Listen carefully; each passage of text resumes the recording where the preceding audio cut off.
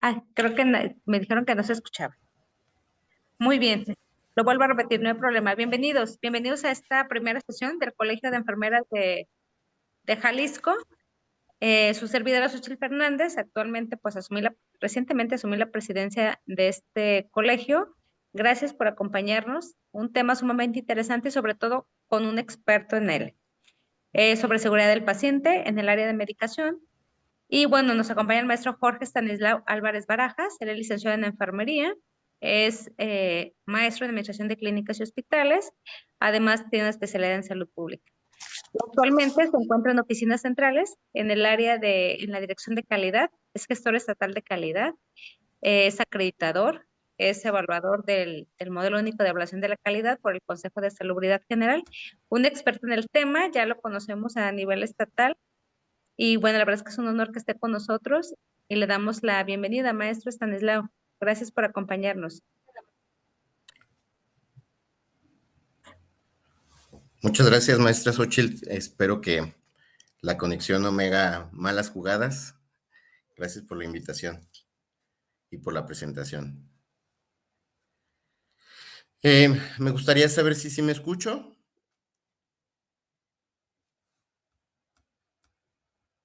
Sí, maestro. Excelente, bien.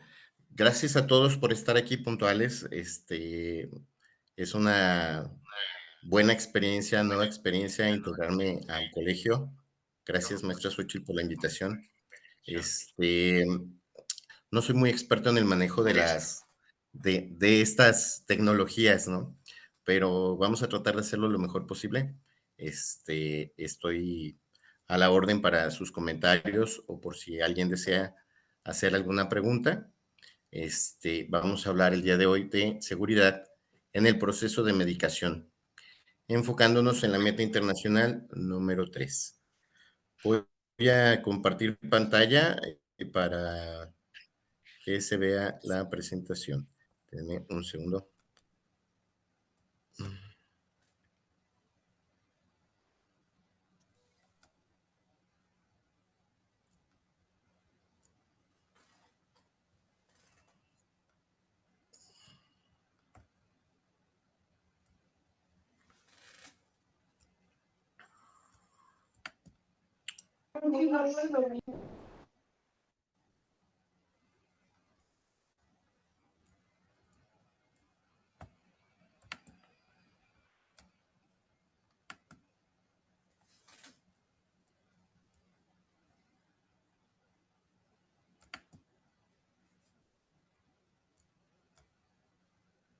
¿Me pueden decir si ven la presentación?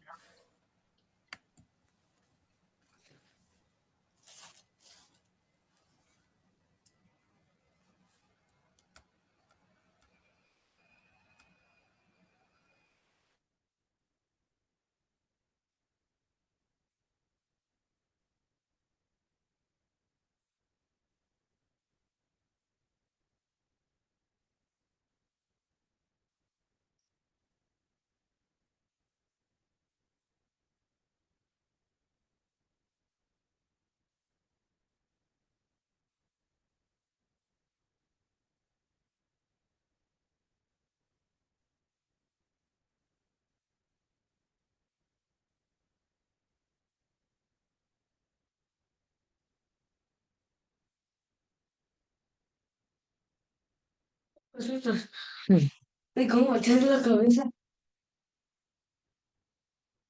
No, nada.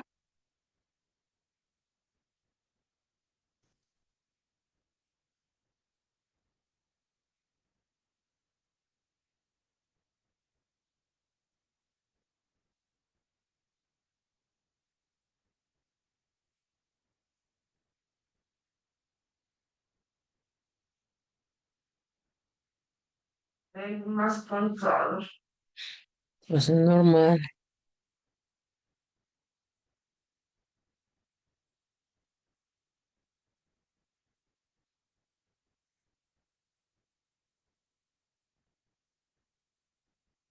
¿Eh? Sí.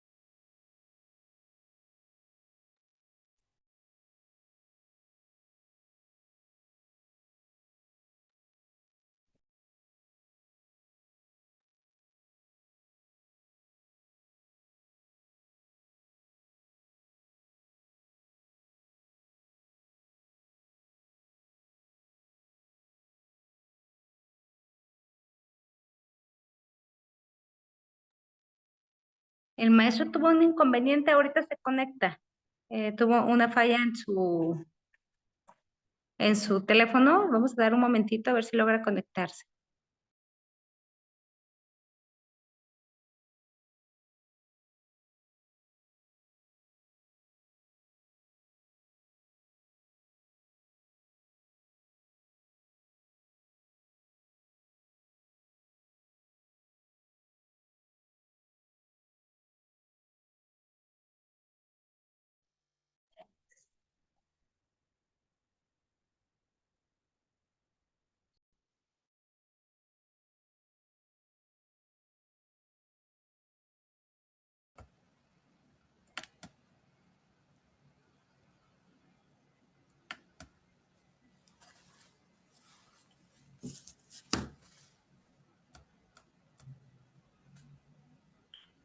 Perdón, ya volví. Esto me remontó a la pandemia. Una disculpa, la tecnología y yo no somos muy amigos.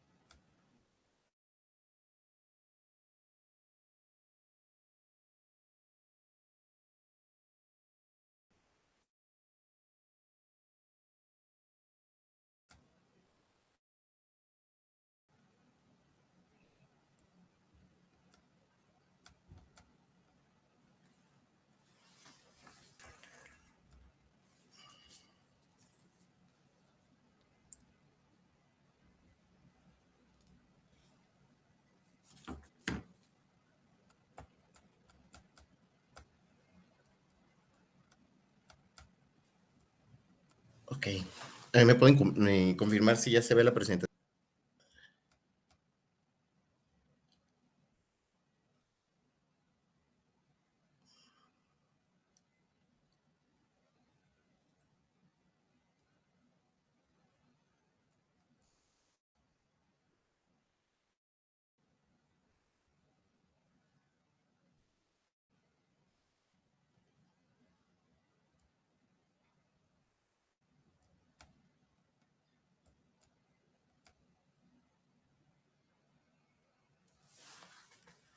¿Sigue trabado y solo se escucha?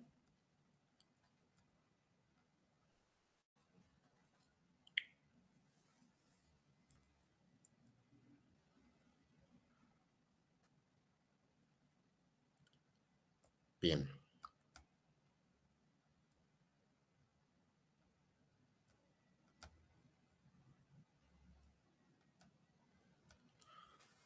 Ok.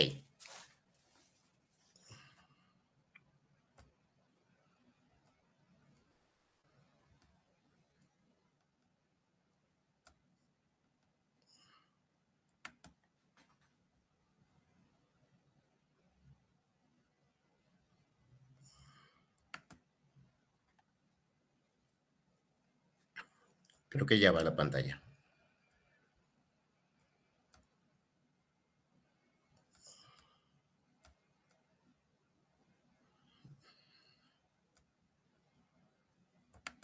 Bueno, pues primero que nada, bienvenidos a todos. Hoy nos enfocaremos en un aspecto crítico de la atención al paciente, que es la seguridad en el proceso de medicación. Como sabemos, los errores de medicación pueden tener consecuencias graves para nuestros pacientes. A través de esta plática, esta charla que vamos a tener esta noche, exploraremos cómo la Meta Internacional 3 de seguridad del paciente puede guiarnos para mejorar la seguridad en la administración de medicamentos.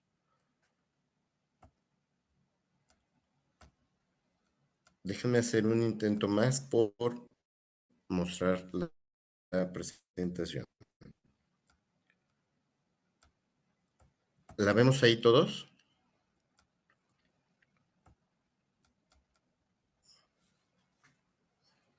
o no?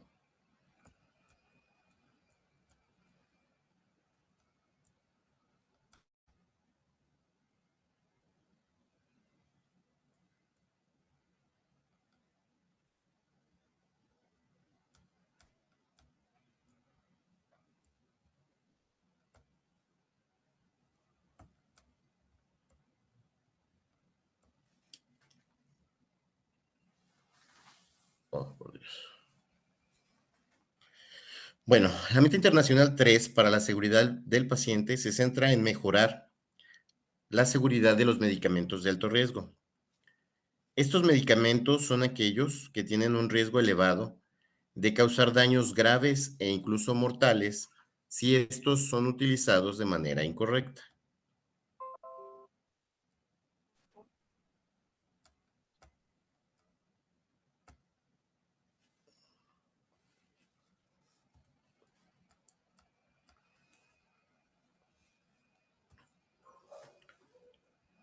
El objetivo principal de esta meta es prevenir errores en la medicación con los medicamentos llamados o denominados de alto riesgo, reduciendo así el riesgo de eventos adversos graves para los pacientes.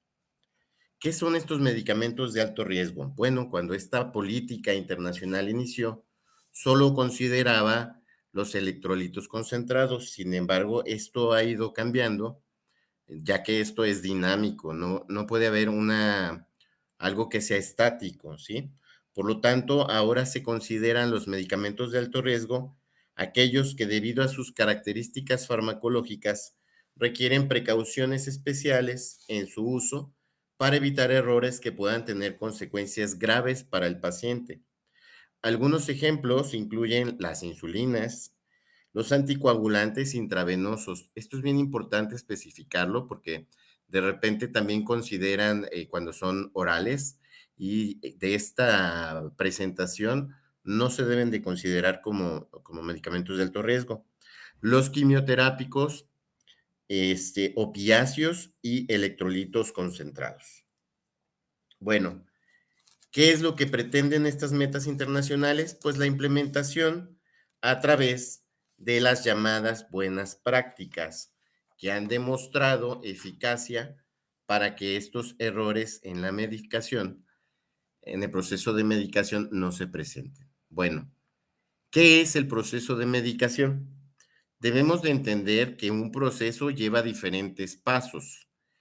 Eh, Muchas personas solo piensan que es solo prescribir y administrar el medicamento, pero en los establecimientos de salud este proceso abarca aproximadamente 8 pasos que comienzan desde la adquisición de los medicamentos, la forma de almacenarlos, la prescripción, la transcripción, la dispensación, recibir los medicamentos, que es parte de la dispensación, la preparación, la administración y, si fuera el caso, que esperemos que no, pero puede presentarse, la notificación de eventos adversos relacionados a los medicamentos o al proceso de medicación. Bueno, quisiera saber si pueden ustedes compartirme en cuáles etapas de este proceso de la medicación interviene enfermería.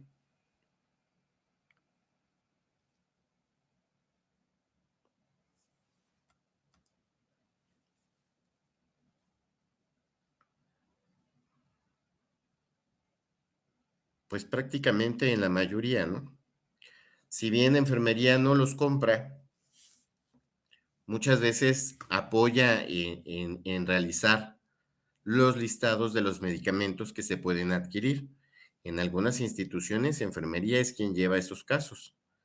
El almacenamiento, pues puede ser desde que llega al hospital hasta las famosas Cendis o las Eucondis.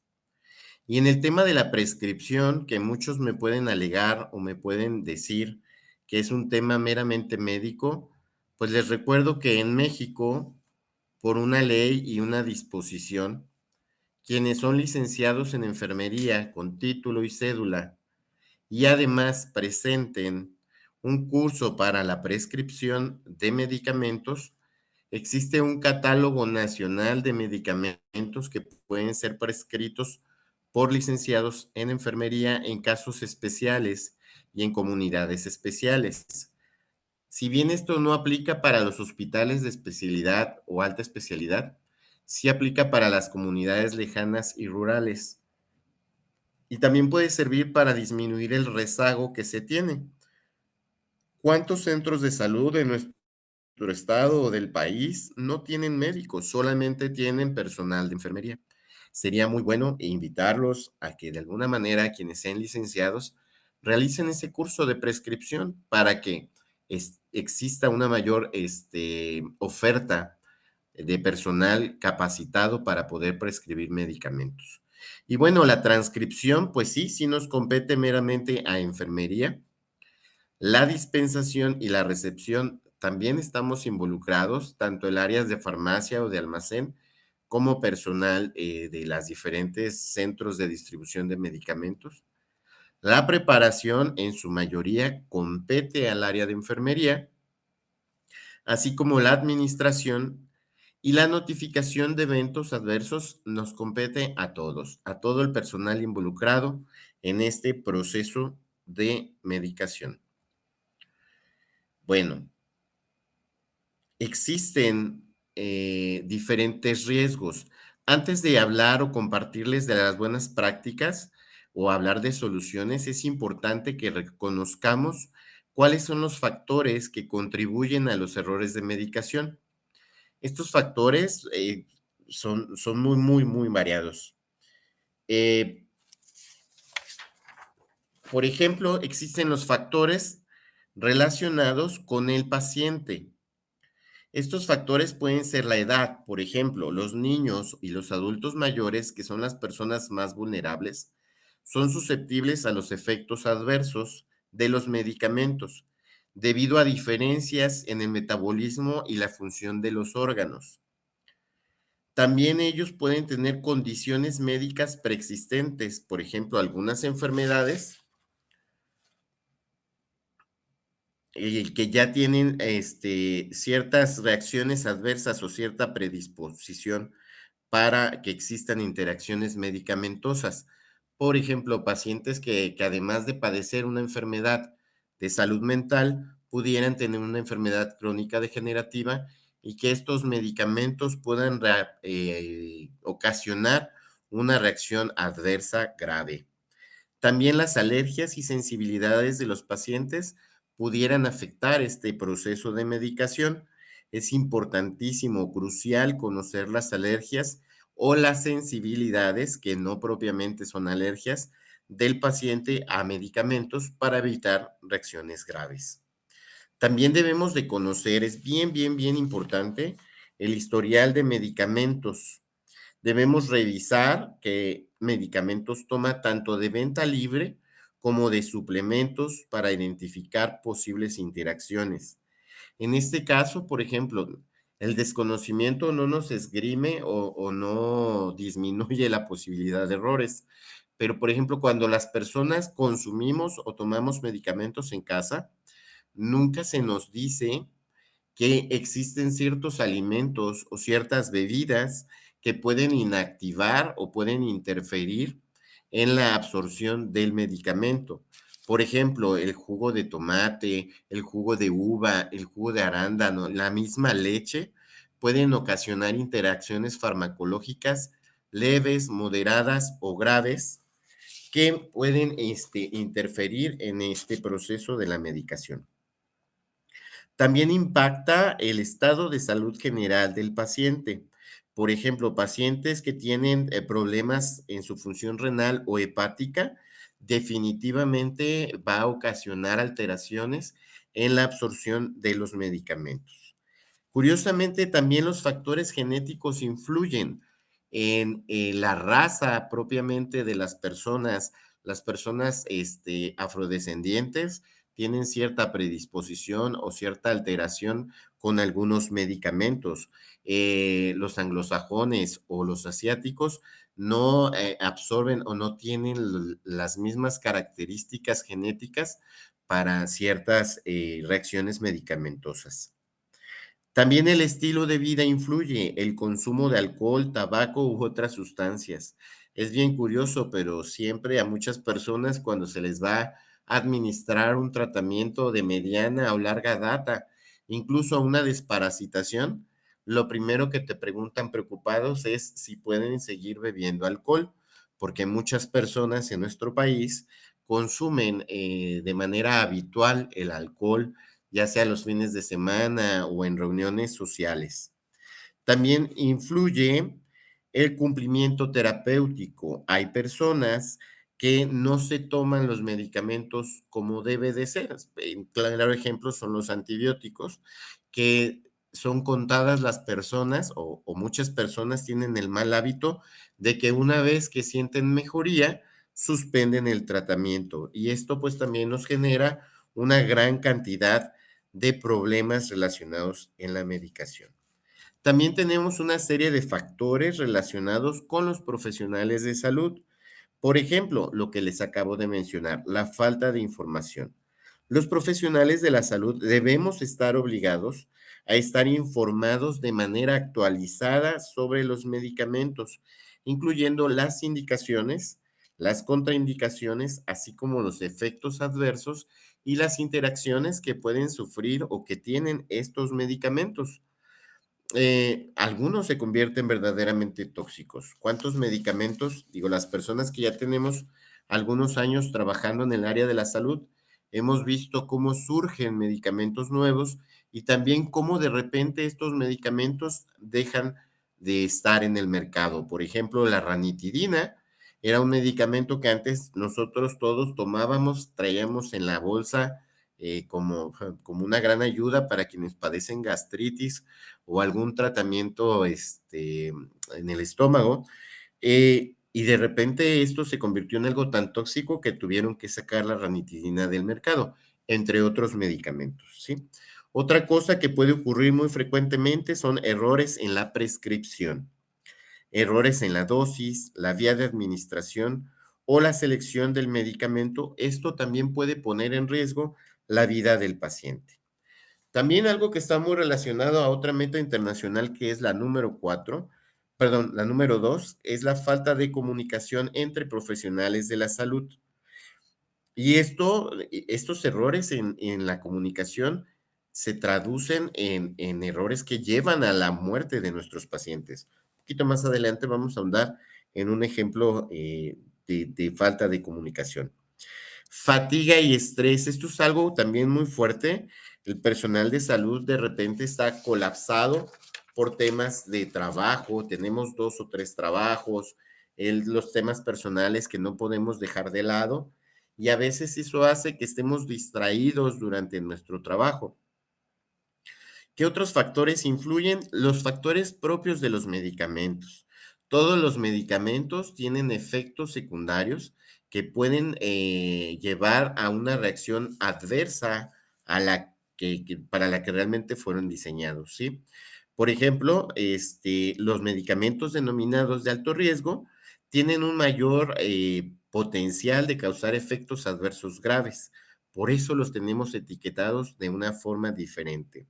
También las interacciones medicamentosas hacen que, o sea, cuando aplicamos 2 o 3 medicamentos, aumenta el riesgo de efectos adversos o por lo contrario, uno inactiva al otro. Podemos disminuir la eficacia de uno o de ambos medicamentos.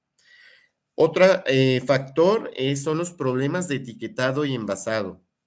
Tenemos muy frecuentemente y ahora con este boom que ha habido de medicamentos genéricos intercambiables o llamados similares, que tienen una presentación o un envasado o un etiquetado muy parecido, si no es que igual, y eso visiblemente puede hacer que nos equivoquemos a la hora de administrar un medicamento, tanto en el ámbito hospitalario como ambulatorio.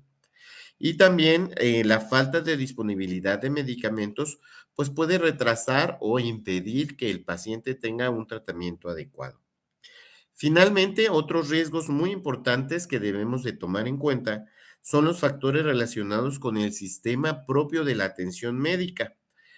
Desafortunadamente, nos cuesta mucho trabajo en nuestro país apegarnos a protocolos y guías. Cuando no tenemos estos protocolos y guías claras para la prescripción, ya sea la dispensación o la administración de medicamentos, aumenta considerablemente el riesgo de errores. También la sobrecarga de personal.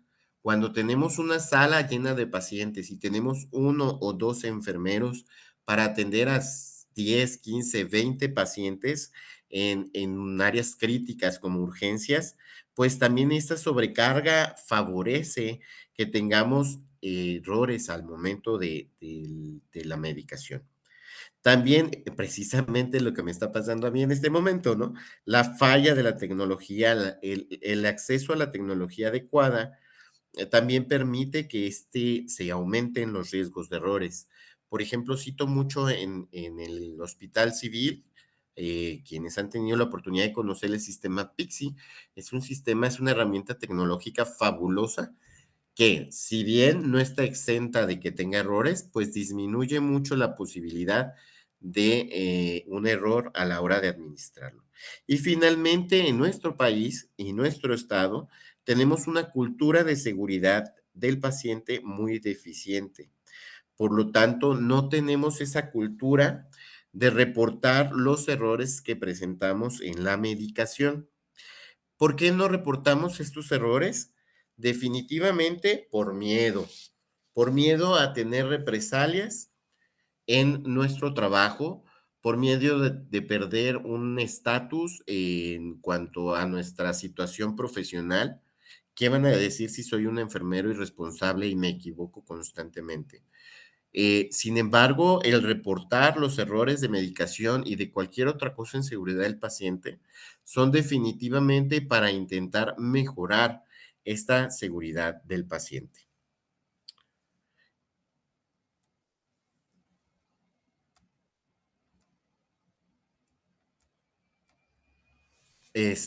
¿Voy bien? ¿Sí me escuchan bien? ¿Alguien gusta participar con algo?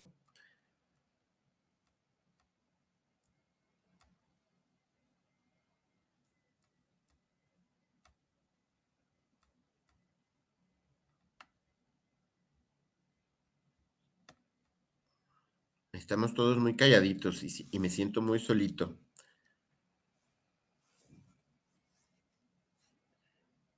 Vamos bien.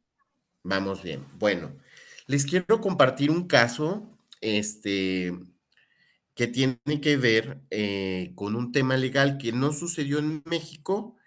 Es un caso que muy probablemente muchos de ustedes sí lo han, sí lo han escuchado. Es el caso de las enfermeras de Denver, ¿sí? Eh, es el claro ejemplo de cuando las cosas, no salen como debemos. Bueno, este caso sucedió el 24 de octubre de 1996. Llegó una mujer embarazada a término a un hospital llamado San Anthony North Hospital en la ciudad de Denver, en Estados Unidos. Tras el nacimiento del niño llamado Miguel, el personal de los servicios de obstetricia y neonatología advirtió que la madre tenía antecedentes de sífilis, pero no de que esta mujer haya sido tratada para la sífilis. ¿Por qué? Porque no había una comunicación entre el médico que normalmente veía a la mujer y el hospital en donde fue atendida. Además, hubo una situación que es la barrera del idioma. La mamá de Miguel era latina, por tanto no hablaba el inglés y en el hospital no había personal que pudiera interpretar lo que la madre estaba diciendo. Por lo tanto, no se pudo confirmar si el tratamiento había tenido lugar realmente. El bebé técnicamente nació sano, de hecho pudo haber sido dada de alta y pudo recibir tratamiento en su domicilio, pero ante la falta de antecedentes se decidió mantenerlo en el hospital para garantizar que se realizaría correctamente en caso de que el paciente lo requiriera. Después, ya mucho tiempo después, pudo comprobarse que la mamá de Miguel había recibido tratamiento con éxito, lo cual había hecho o logrado que Miguel no, no nació contagiado de sífilis. Por lo tanto, no necesitaba un tratamiento médico. Pero volvemos al tema de la imposibilidad de la comunicación, pues entonces se dio por hecho que el niño tenía el riesgo. Por lo tanto, los neonatólogos que lo estaban atendiendo no estaban familiarizados con el tratamiento de la sífilis congénita y entonces acudieron con un especialista de enfermedades infecciosas y este médico recomendó que se le realizara una punción lumbar para determinar si el paciente era positivo o negativo a sífilis. Y entonces recomendó que se le aplicara penicilina G benzatina por vía intramuscular. Dado que el personal no quedó muy contento, buscaron una segunda opción y otro especialista hizo la misma recomendación. Una vez que llegaron a un acuerdo, las recomendaciones se anotaron en la hoja de evolución de la historia clínica, pero resulta que no señalaron la vía de administración ni la denominación benzatina. Por lo tanto, el neonatólogo de Miguel prescribió una dosis de penicilina benzatina de 150,000 unidades y le puso IM con letras minúsculas. De tal forma, dado que no eran legibles y su caligrafía era muy mala, el farmacéutico, o sea, la persona que preparaba los medicamentos, interpretó una U como un cero y creyó que la dosis era de 1,500,000 unidades, por lo que el farmacéutico preparó 10 veces la dosis que el paciente requería.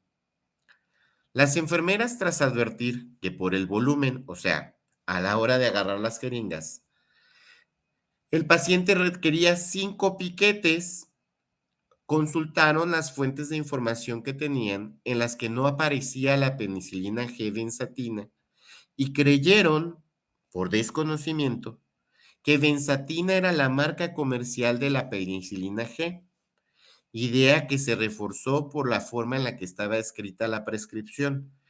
y además, como les dije hace rato, por desconocimiento en la actualización. Ellas lo hicieron de buena fe.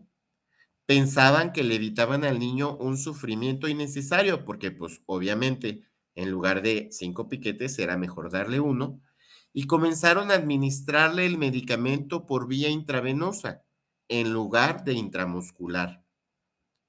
El paciente, cuando había recibido aproximadamente 1.8 mililitros de la medicación, el niño falleció.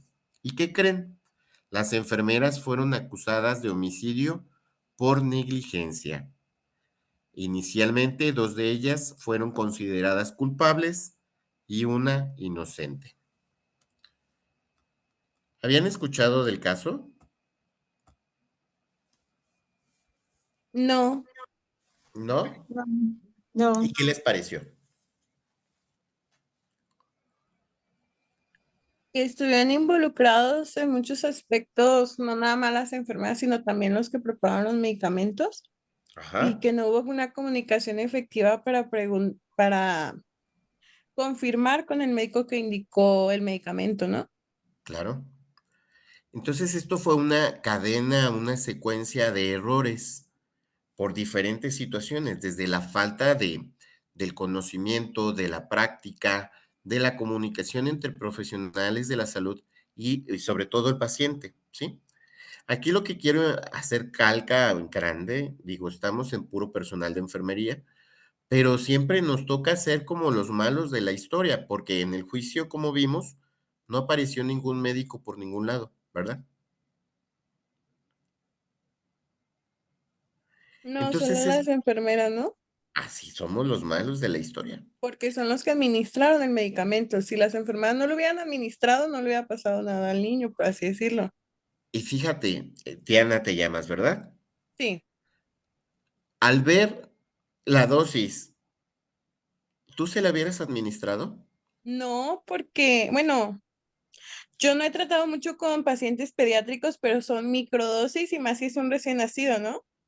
Es Entonces, correcto. es como, bueno, mi sentido común me dice que, por ejemplo, he tenido más manejo con la ceftriaxona. Es como si me dieran 5 ámpulas de ceftriaxona para un pediátrico. Así es, Es como, a mí como que me saltaría, ¿no?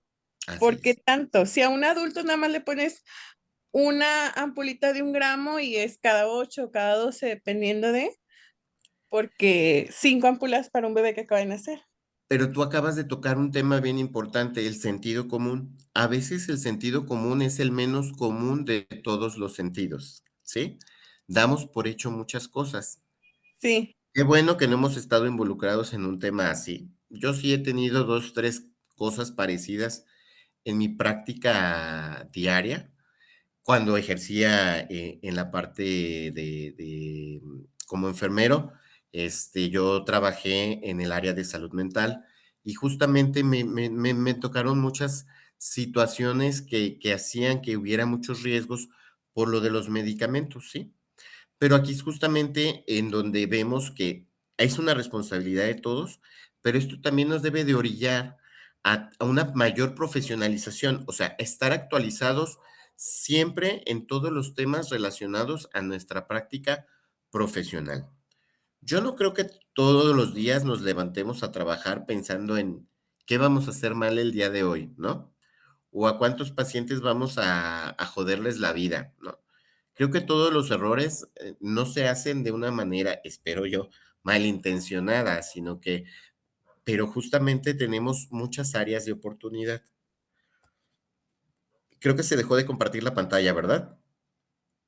sí, ya no se ve su pantalla. Ok, vamos, voy a ponerla de nuevo.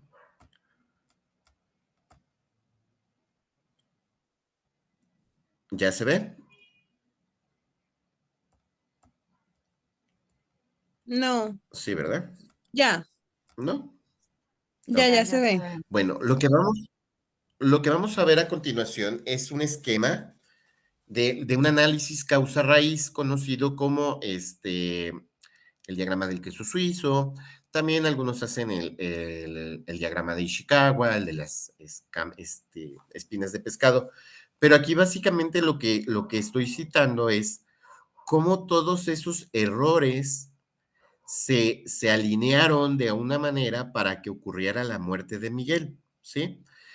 Y justamente, por ejemplo, de los que vemos ahí citados como la barrera del idioma, el tratamiento, la ilegibilidad de las abreviaturas, la denominación de medicamentos, de los que están ahí, ¿en cuántos ustedes perciben que tiene un papel preponderante enfermería?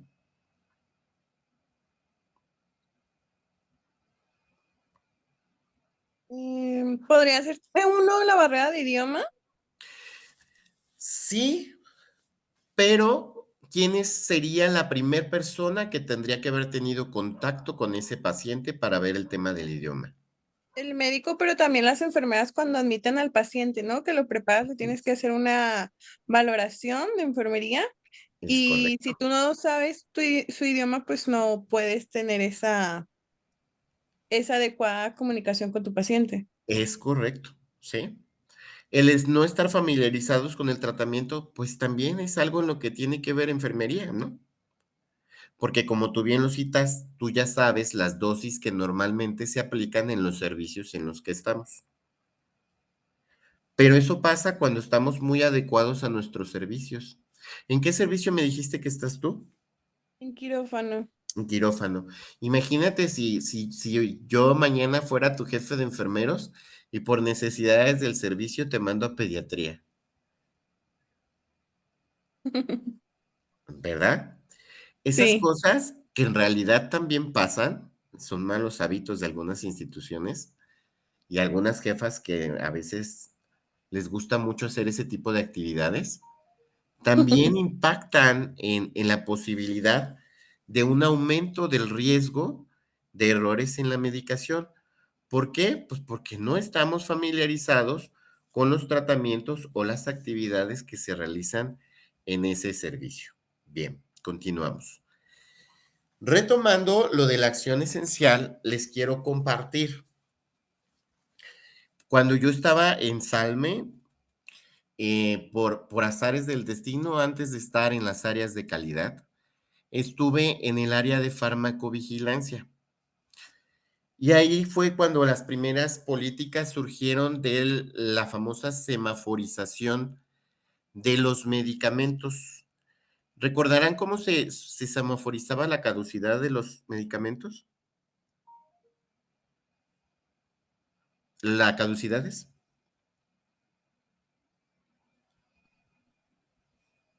Era rojo, cuando Amarillo y le verde. faltaba como 3 meses. Ajá, Amarillo era hasta 6 meses ajá, y creo que verde era el año así es. sí les faltaba mucho O más, ¿no? más, así es. Ajá. ¿Y te acuerdas los colores de los electrolitos concentrados?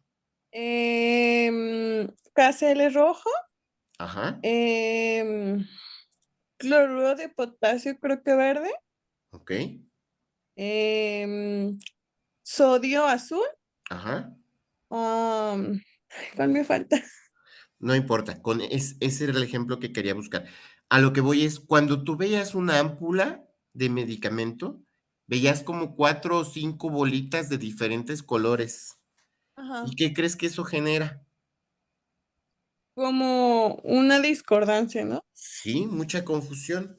Y entonces yo decía, pues sí, sí hay que ponerle muchas etiquetas, porque yo lo veía, sobre todo en los carros rojos, y decía, pero yo ver tantas bolitas, pues me llamaba mucho la atención y me generaba confusión. Y en ese momento yo tenía contacto por el área de farmacovigilancia con la Coprisjal.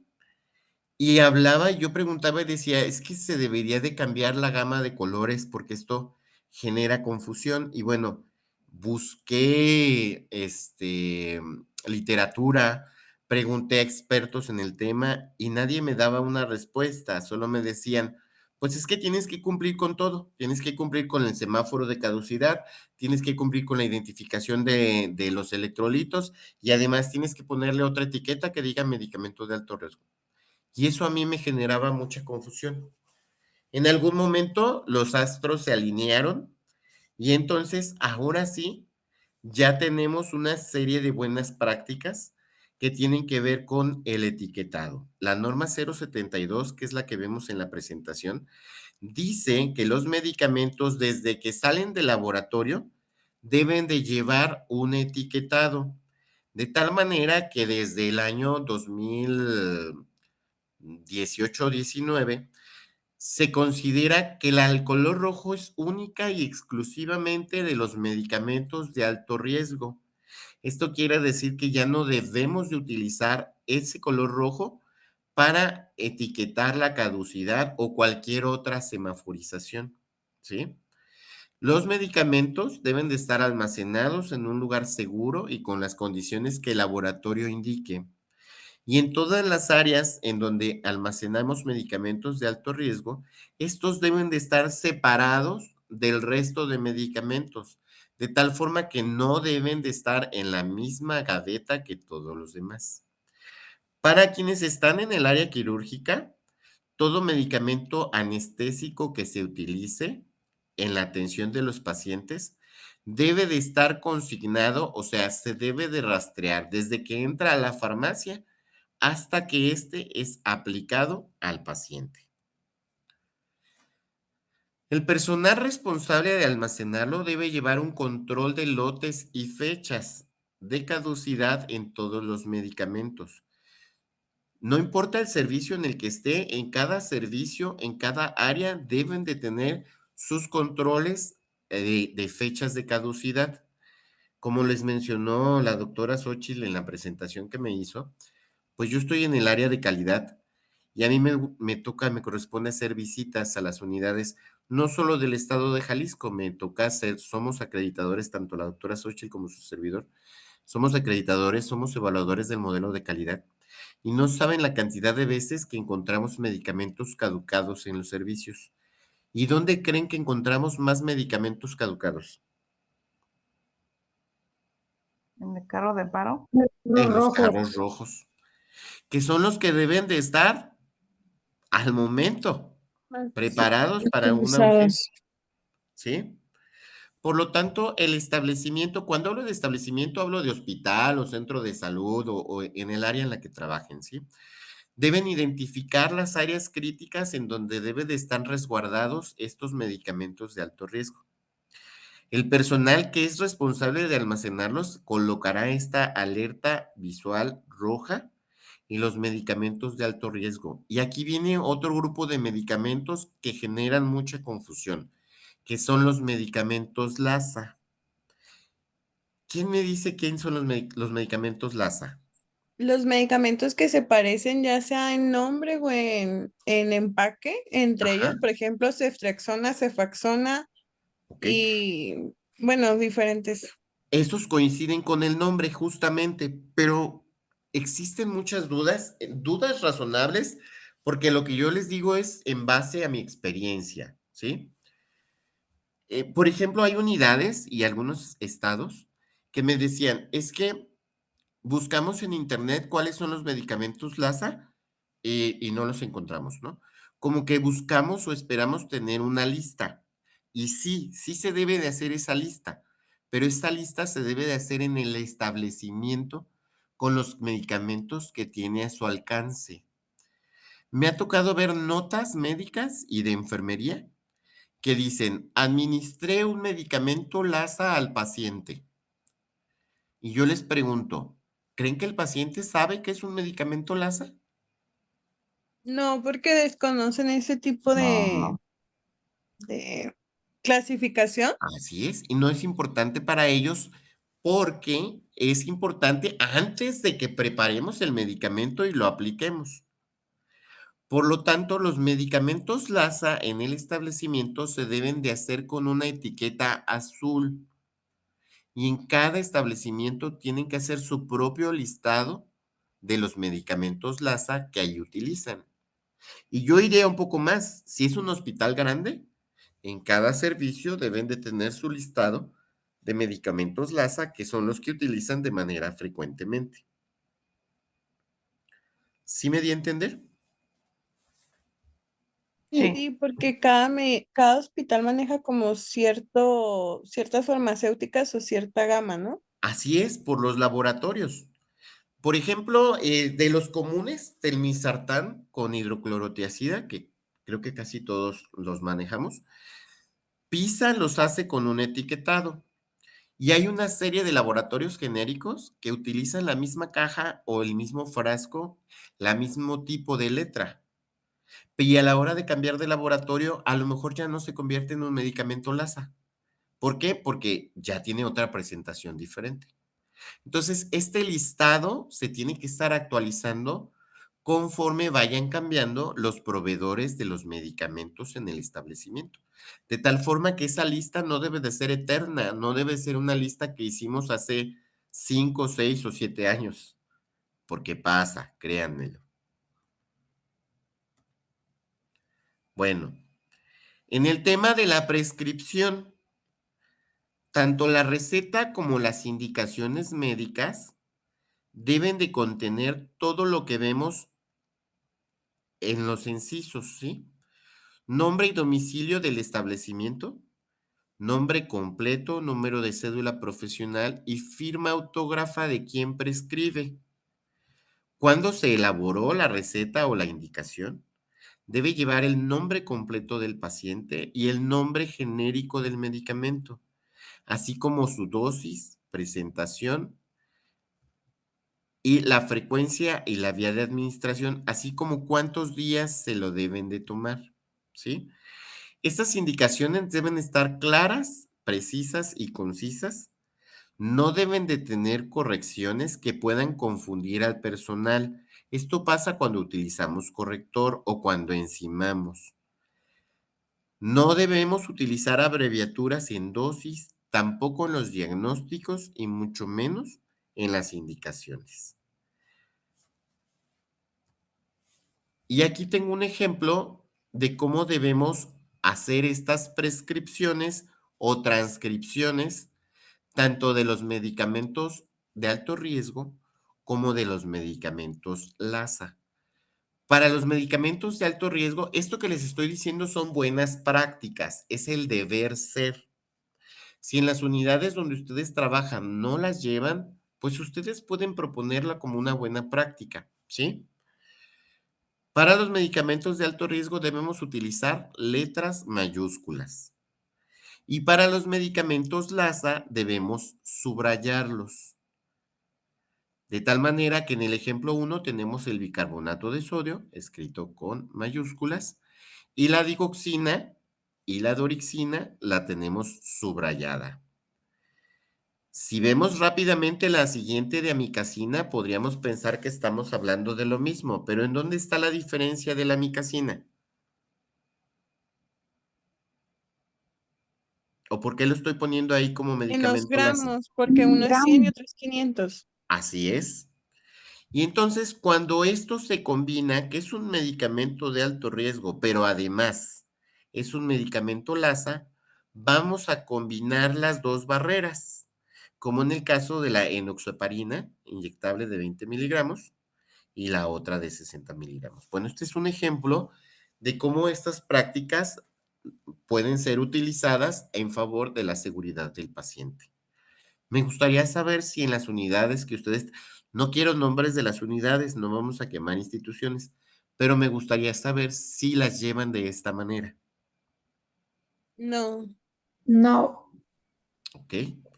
Si se fijan, es un trabajo bien simple, pero que requiere la voluntad de muchas cosas.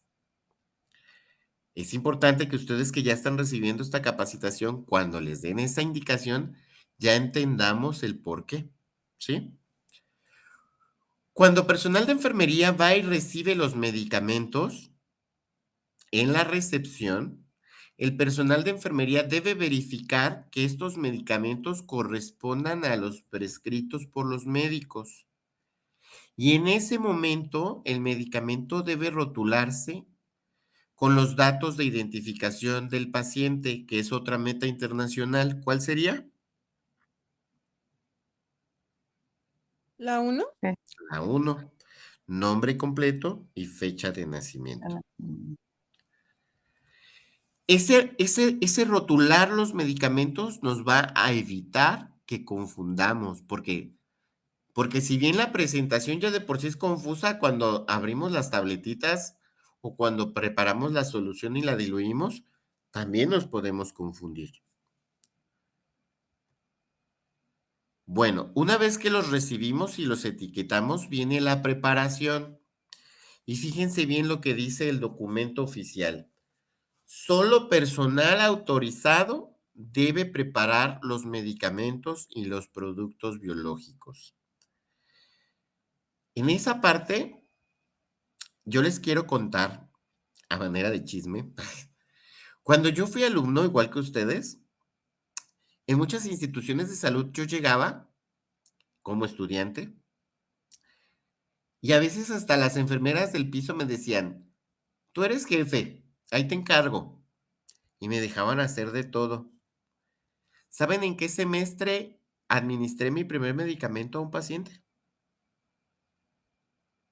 En el primero de práctica, Así es.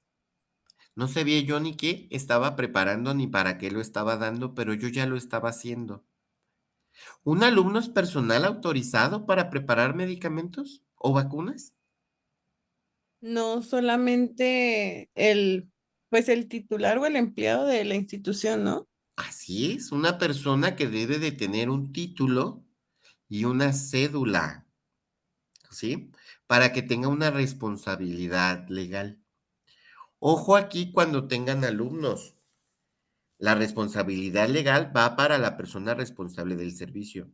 Y no estoy diciendo que no permitamos que nuestros alumnos se enseñen y que practiquen, porque así nos enseñamos todos, sino que siempre, si va a haber alumnos o pasantes, deben de estar supervisados por un personal profesional, ¿sí? Y debemos de tener bien identificado quién es ese personal autorizado para preparar los medicamentos. No es lo mismo estar, por ejemplo, en consulta externa que estar en una terapia intensiva, ¿sí? En donde incluso se requieren de ciertos conocimientos además para poder preparar medicamentos. ¿Alguien de los que está presentes prepara medicamentos oncológicos? Yo no. No tenemos a nadie que prepare medicamentos oncológicos. Bueno, hay algunos que requieren de un entorno y a eso viene el segundo párrafo, ¿sí?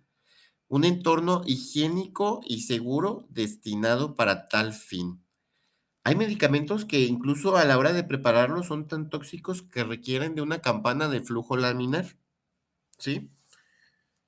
¿Cuántas veces no nos ha tocado ver personal de enfermería que está preparando medicamentos en la central de enfermería y no le pone ni una toallita o un campo o una charola, ¿sí? Están ahí platicando y comiéndose el pan y tomándose el café y preparando el medicamento. ¿Ese sería un entorno higiénico y seguro?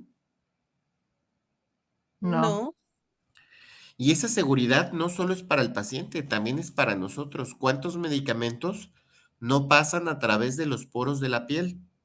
Y entonces estamos siendo medicados de gratis, ¿sí?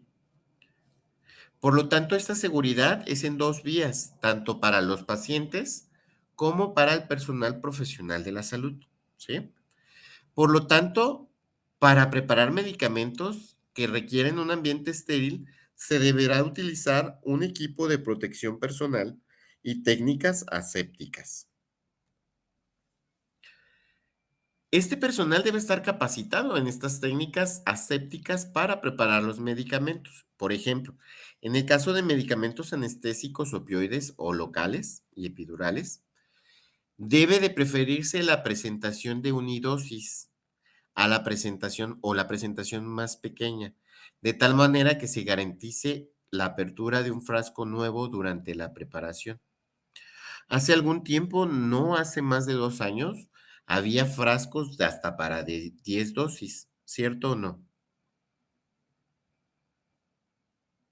sí, sí. ¿Y qué pasó? ¿Saben qué pasó? se administraba además.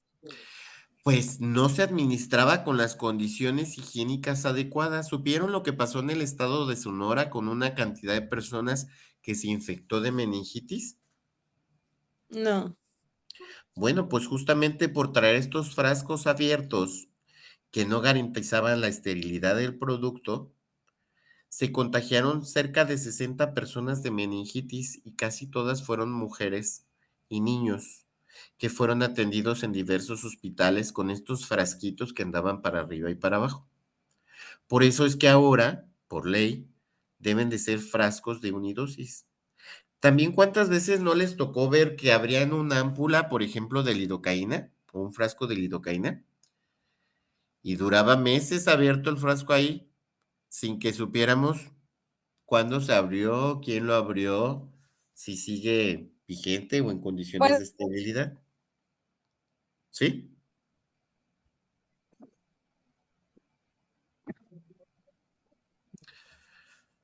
Bueno, en fin, esto es para evitar la reutilización. La preparación segura de medicamentos incluye los 5 correctos. Y aquí también me voy a meter en camisa de once varas. ¿Cuántos correctos son? 5. Paciente correcto, medicamento correcto, dosis correcta, vía correcta y horario correcto. Porque luego me ha tocado ver una lista en la que ya llevan como 20 correctos.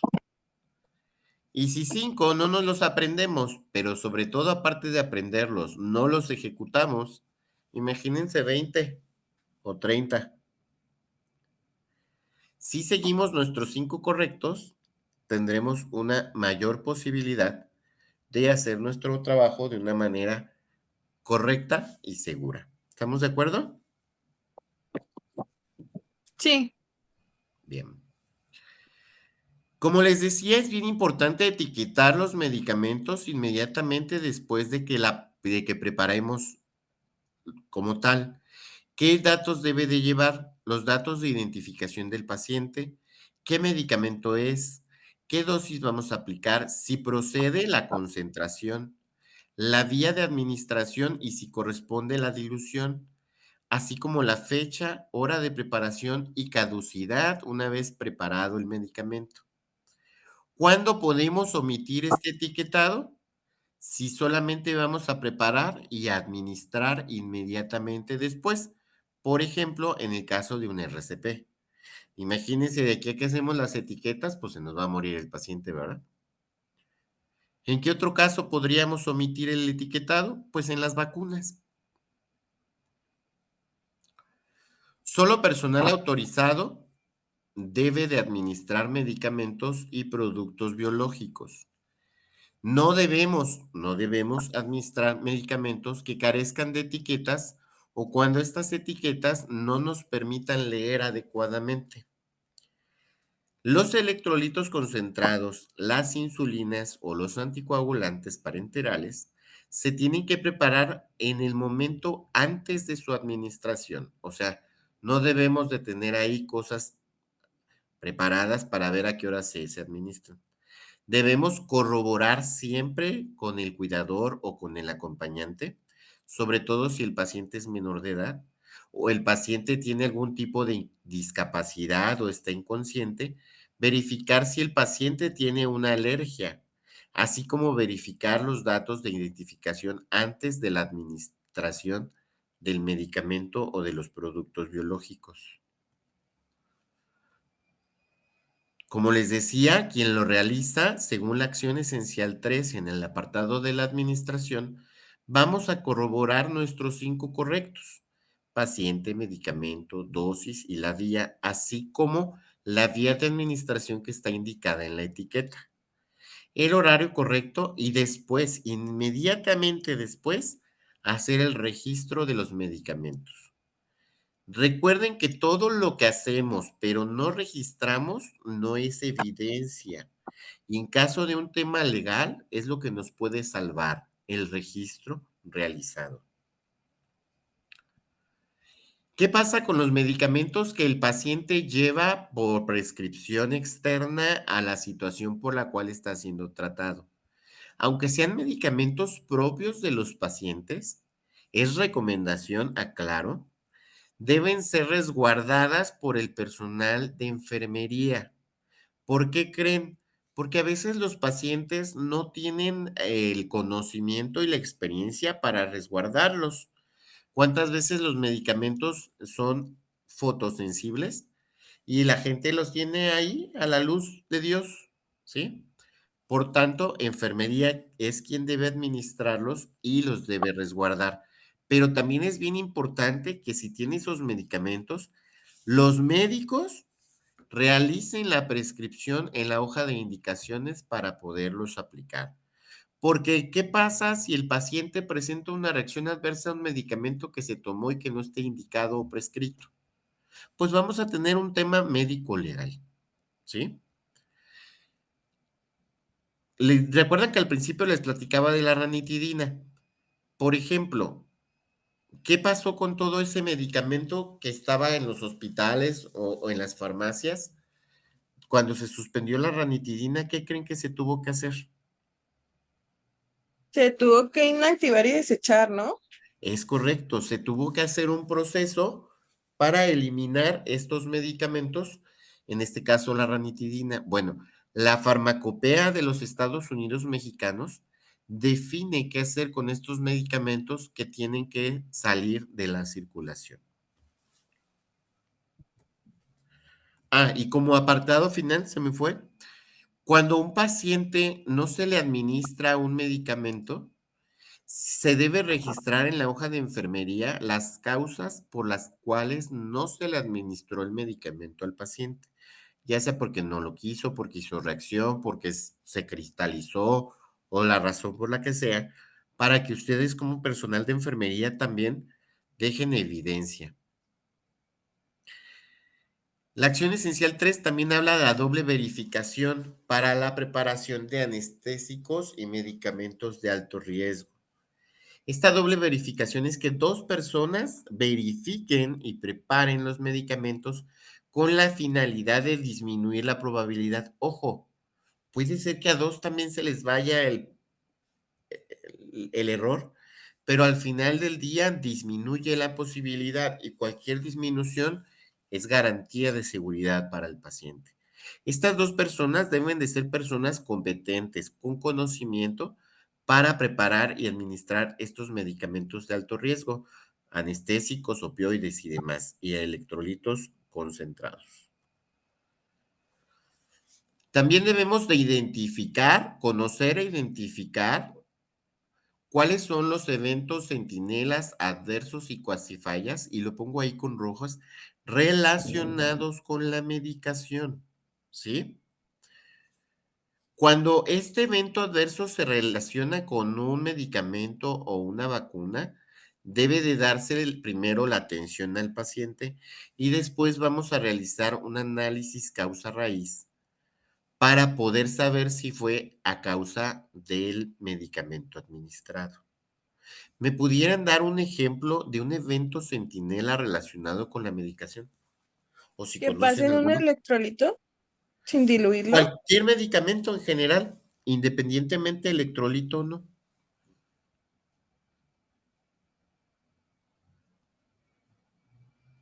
¿Qué consideraríamos como un evento centinela?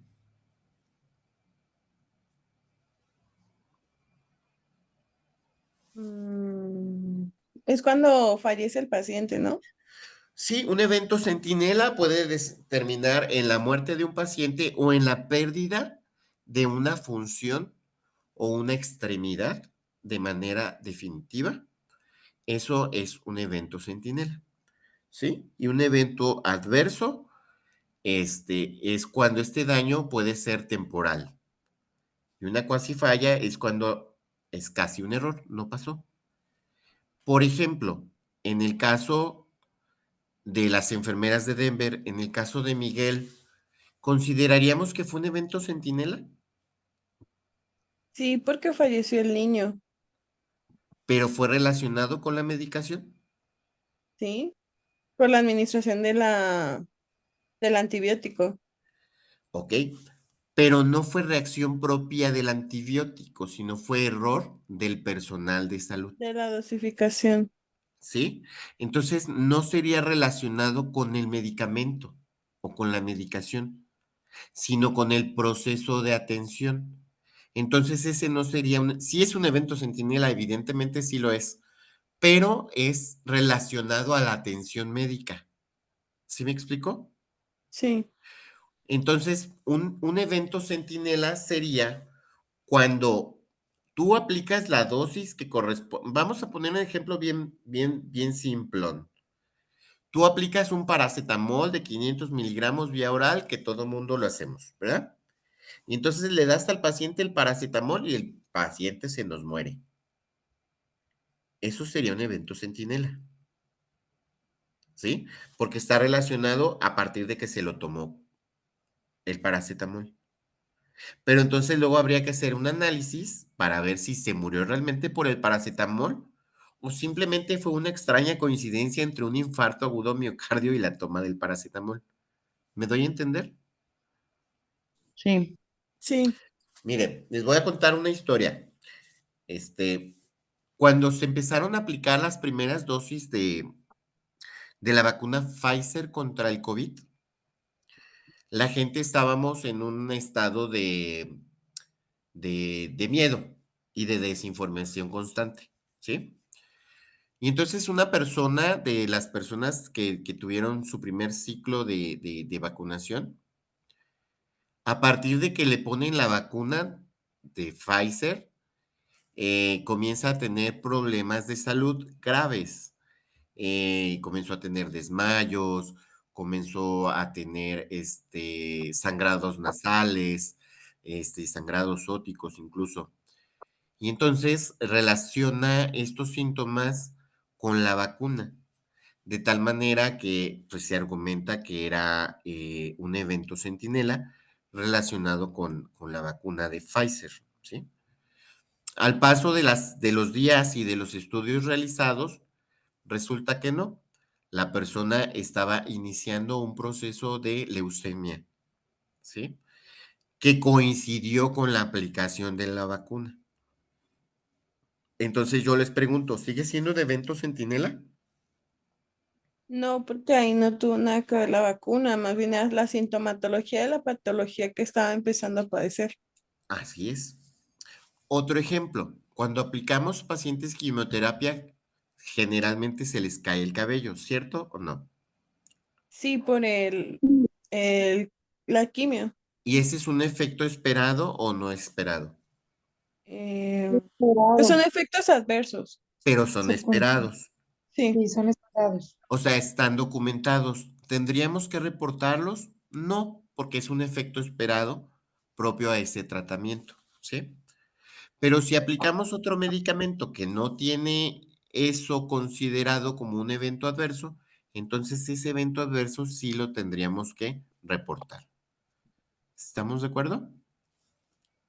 sí. Sí. Bien. Bueno, también se habla que debemos controlar todos los medicamentos, equipos, dispositivos e insumos. Cada hospital, cada establecimiento debe realizar un protocolo para controlar todos los medicamentos, todo el equipo biomédico y todos los insumos que ingresan al hospital, ¿sí? También debe de haber un protocolo para inactivar o el destino final de los medicamentos que no son utilizados. Normalmente, ¿qué hacemos cuando se abre una ámpula de un medicamento y no lo utilizamos todo? ¿Qué hacemos con el sobrante? Lo tiramos. A la basura común. Sí. Y eso puede generar algún tema ambiental, ¿sí? Entonces, lo que se debe de hacer es que debe de haber, porque hay algunos medicamentos que se deben de inactivar y vacunas y demás, ¿sí? Entonces, igual, por ejemplo, los medicamentos caducados, ¿qué hacemos con los medicamentos caducados? Se van a la basura, ¿verdad? Pues se debe de ir, de recolectar, pues el de equipo de farmacia también y ellos lo deben de desechar adecuadamente. Pero incluso hay quienes los echan hasta el drenaje y tampoco debemos echar los medicamentos al drenaje. Em, Existen protocolos específicos, hay empresas que incluso no cobran por llevarse los medicamentos caducados y las cajas y los blisters de medicamentos vacíos. Esos, igual que el RPBI, no deberían de ir en la basura común. Ahí también tenemos mucho por descubrir y por capacitarnos cómo hacer el destino final de los medicamentos que no son utilizados o que caducaron, ¿sí? También el establecimiento debe realizar un protocolo para reutilizar o no, o el destino final de los insumos que no son utilizados en apego a la normatividad, como los equipos de binoclisis, las sondas y demás. Debemos, según la acción esencial 3, también como buenas prácticas, fortalecer el sistema de uso por primeras caducidades, de tal manera como en Bimbo, primeras salidas y primeras entradas, y queda estrictamente prohibido utilizar medicamentos o cualquier insumo que tenga una fecha de caducidad vencida. Eso, según Cofepris, es algo muy grave. Y también digo de manera personal, pues yo creo que a nadie nos gusta comernos la comida echada a perder, mucho menos los medicamentos. Los medicamentos por algo tienen una fecha de caducidad. Aunque digamos, ay, nomás se le quita poquito la efectividad. No es así, no sabemos realmente lo que puede ocurrir con un medicamento caducado. Por lo tanto, no debemos administrar a nadie, ni a nosotros mismos, medicamentos con una fecha de caducidad vencida. También es importante que no trasvasemos, o sea, que no pasemos de un recipiente a otro medicamentos o sustancias que vamos a administrar al paciente. Incluso en las cajas, a veces vemos que las cajas son muy grandes y traen 3 pastillitas y por ahorrar espacio rompemos las cajas y metemos todas las pastillas en la misma caja. No se debe de hacer eso, ¿por qué creen? Que en la caja es donde tiene mayor visibilidad para la fecha de caducidad. En la carterita viene muy pequeña y a veces no es muy visible. Así es, además los lotes que a veces pudieran traer alguna falla, el número de lote viene en la caja, no siempre viene no corresponden al mismo lote. Y para rastrear los medicamentos, el lote es muy importante, ¿sí?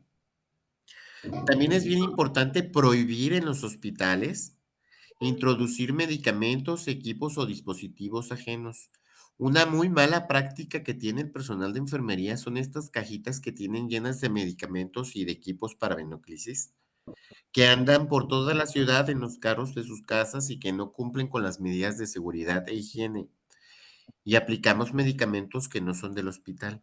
Si ese medicamento ocasiona un evento adverso, un evento centinela, puede haber problemas legales para quien lo aplicó, para quien lo administró y para quien lo tuvo. Por ende, no se debe de administrar algo que no haya sido supervisado por el propio establecimiento, para que tengamos cuidado con eso. Debemos crear los mecanismos para facilitar la trazabilidad. O sea, ¿qué quiere decir? Debemos de saber desde que llega un equipo o un medicamento al hospital, quién lo manipuló, quién lo rotuló, quién lo preparó y quién lo administró. De tal forma que cuando exista una falla, estas fallas se pueda detectar. ¿Para qué buscamos detectar las fallas? Para que éstas no vuelvan a ocurrir. Aquí ahorita no andamos buscando castigos ni culpables, ¿sí? También debemos de tener un protocolo para los medicamentos multidosis. ¿Cómo se deben resguardar?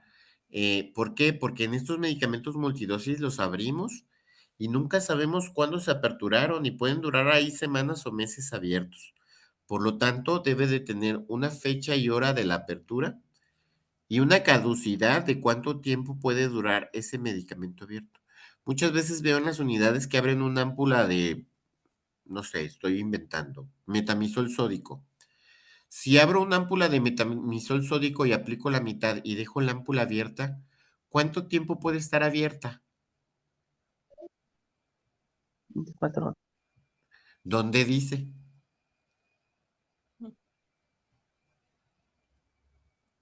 ¿Ah, verdad?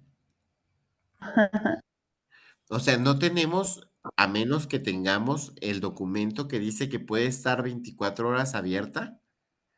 Eso es una tradición que tenemos, que dejamos las ámpulas supuestamente abiertas por 24 horas, pero eso no garantiza. Si no tenemos la ficha técnica, no está apegado a normatividad, por tanto, no deberíamos de considerar esa caducidad a menos que nos conste, ¿sí? ¿Dudas? No. Bueno, No. pues básicamente les quiero compartir esta reflexión pequeña que dice que un pequeño error puede tener grandes consecuencias. La seguridad en la medicación es responsabilidad de todo el personal que trabajamos en las diferentes instituciones de salud. ¿Estamos de acuerdo?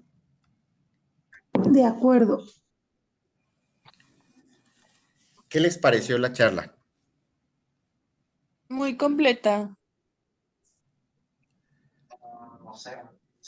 ¿A alguien le gustaría compartir alguna experiencia al respecto?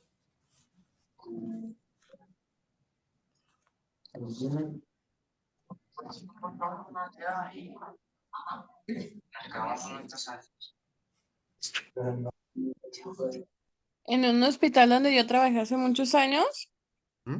ahorita cuando comentó lo de los medicamentos oncológicos, me acuerdo que prepararon una compañera una quimio ahí en en el cuarto donde se preparaban todos los medicamentos y la preparó sin nada pues de material de protección personal, sin lentes, sin bata, sin goggles, o sea, no recuerdo hasta que si era sin cubrebocas.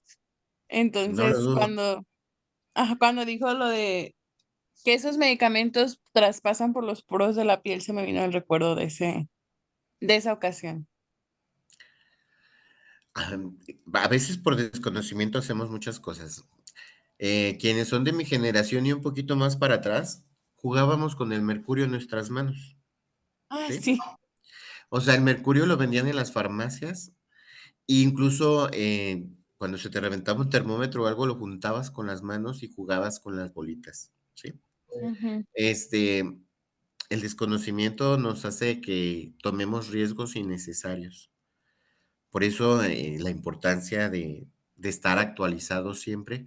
Ahora ya no sabemos qué hacer con el mercurio, ¿verdad? Pero esto es algo que va evolucionando constantemente. Por lo tanto, no debemos quedarnos siempre ahí. Siempre hay que buscar el actualizarnos para protección de nuestros pacientes, pero también de nosotros como profesionales de la salud.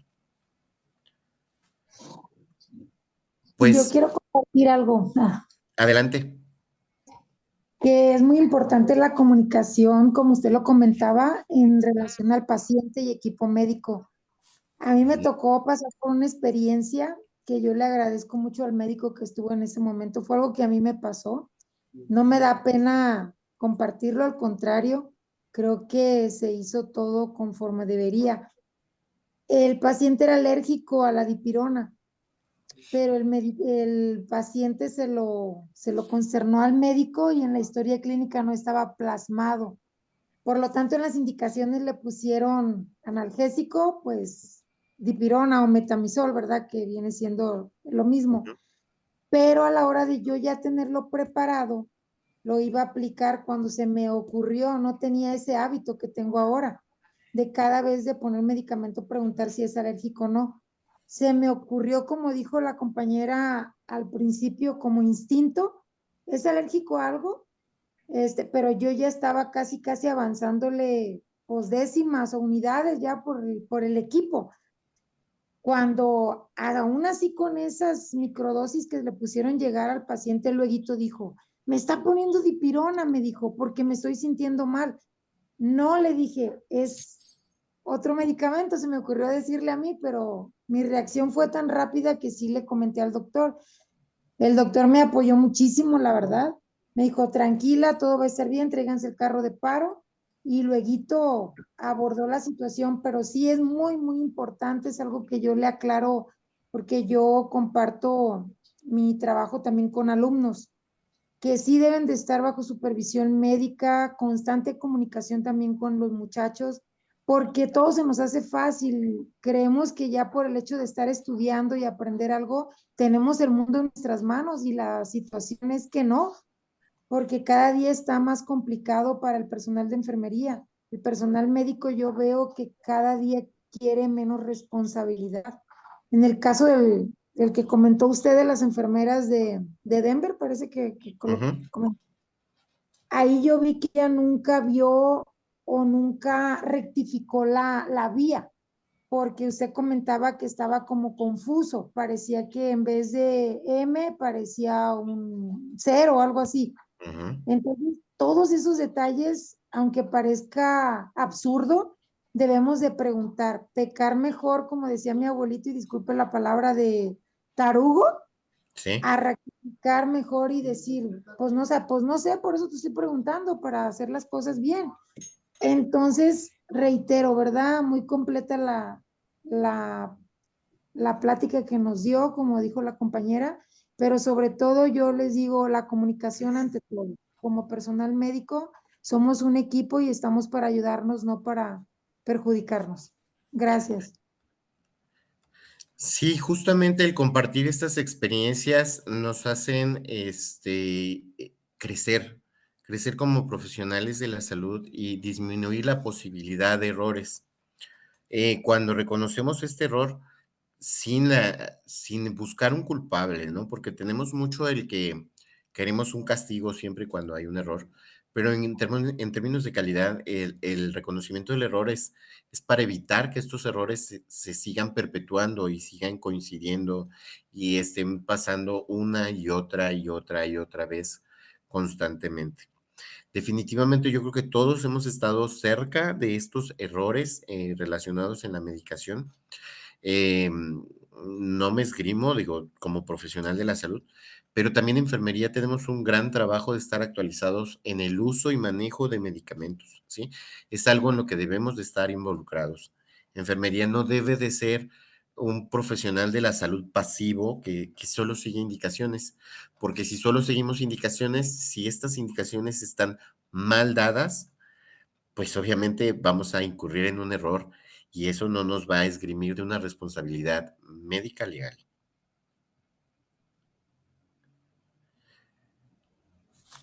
Y bueno, por mi parte, les quiero agradecer la paciencia, la atención y su participación.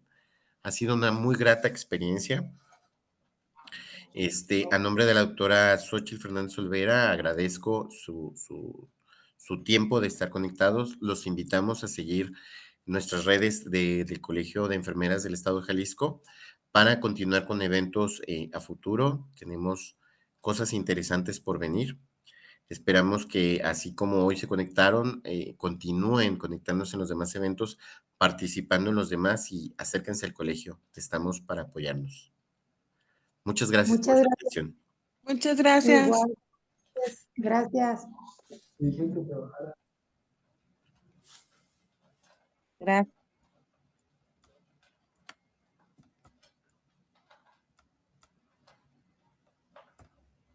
Gracias.